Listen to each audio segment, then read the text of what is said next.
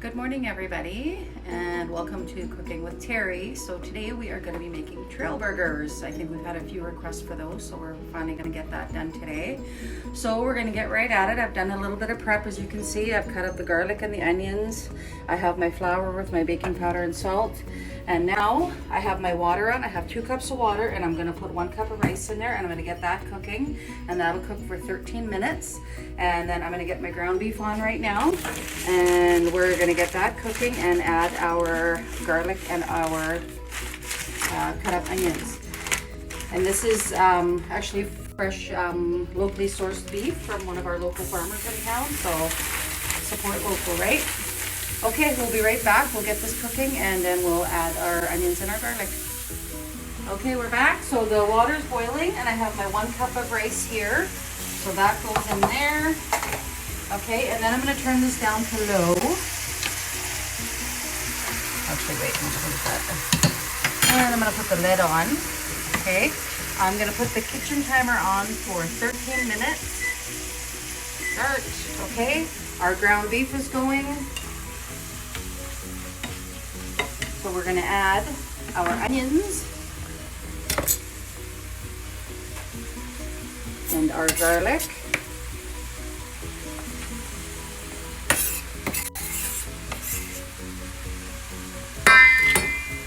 Okay, we'll stir that up. This is going to smell so good. So we're going to let this cook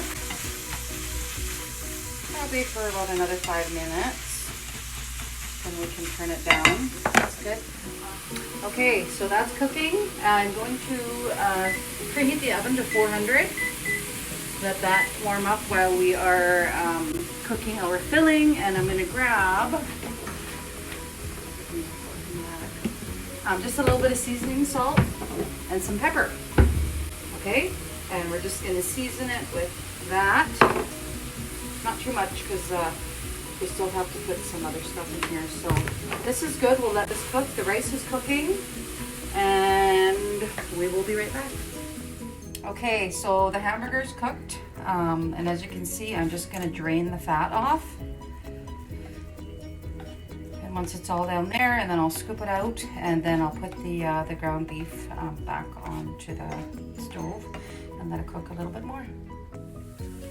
Okay, so now I have my 1 cup of frozen corn, and we're going to put that in frozen because by the time the rice comes and we add that, this will cook, plus it's going to be going in the bannock and then in the oven. So what we're going to do is just turn this down, break up the corn, and we're just going to leave it on low because we're waiting for the rice, which has another 5 minutes. And now we will get started on the bannock when we come back.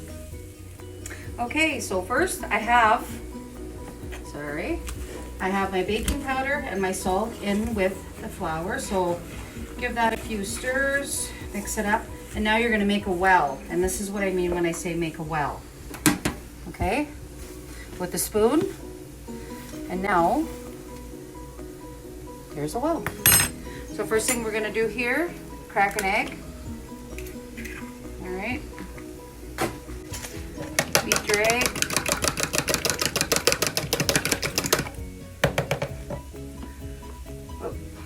Quarter cup of oil.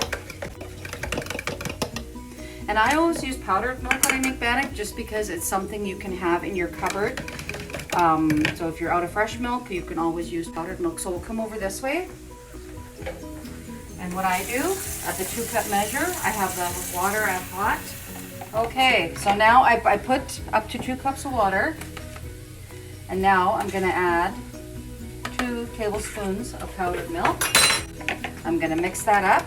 So that's what I say when I mean fill to 2 cups with milk. So you can use fresh milk if you want, but I like using powdered milk, like I said, because I always have it in the cupboard.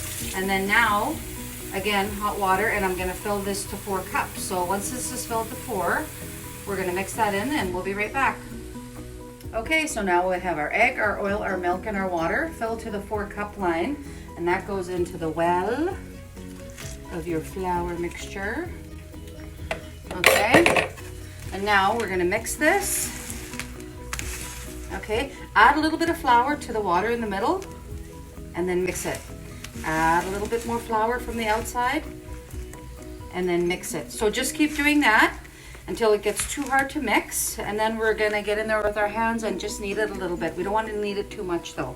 So we'll be right back when we are gonna start kneading it. Hello. Okay, so now my rice is done. I'm not gonna use all of this, maybe like half of it, because you don't want this to be mostly rice. So we'll look at that, that's about half. I turned up the heat a little bit. Okay, we're gonna mix this in. It smells so good. Okay, so I've got it turned up.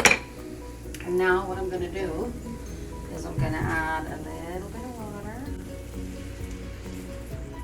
Maybe a little more. And then this is beef oxo cubes, which I have cut up. And I'm gonna add 2. These add a delicious flavor to your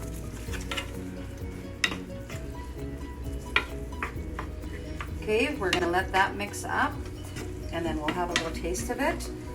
And then I'm gonna add some flour and water just to thicken it a little bit. Okay, so I have tried it. It tastes good, so I've added a little bit more water.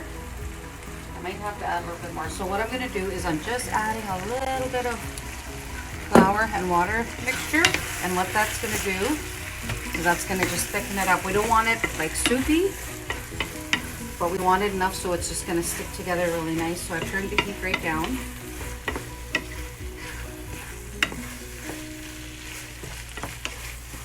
Okay, see how that sticks? That's exactly what we want. So we're gonna finish mixing the bannock and we're gonna let this cool off and we'll just get that off the heat. And we're gonna finish mixing the bannock and we'll get started on rolling it out and getting these in the oven. Okay, so now I can't mix it with a spoon anymore. So I'm going to start kneading it by hand. So just grab it, grab flour underneath, put it on top, and you'll find it's quite sticky. So we are going to mix as much of this flour in as we can, and we'll be right back. Okay, our bannock dough is done. It's still soft, but it's not sticky. Okay, so what I'm gonna do is I'm gonna grab a big chunk out of there. Flour on the counter. And what I do is just try to get it so it's not too thick in some parts. Add a little bit more flour, otherwise it'll stick. Okay, and then I'm gonna start rolling it out and we'll be right back and you'll see what that looks like, and then we'll start making our trail burgers. Okay, we're back, and as you can see, you want your bannock dough about this wide and thin, but not too thin, otherwise it's gonna tear. And then now you're gonna get a spoonful and see how nice that sticks together. That's exactly how you want it. And then a little bit more. Okay. Now, then we're gonna cut about to there, and then you just grab it,